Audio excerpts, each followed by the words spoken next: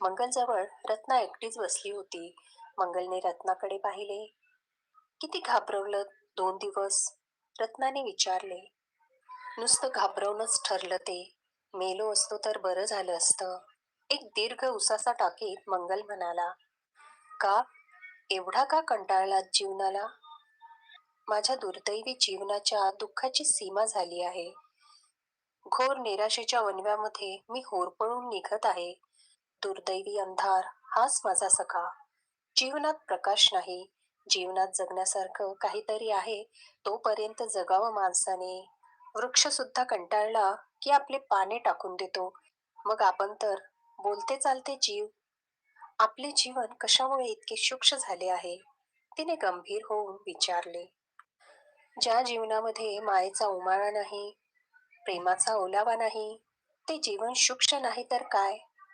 मंगल अगदी खोल आणि अर्ध आवाजात बोलत होता.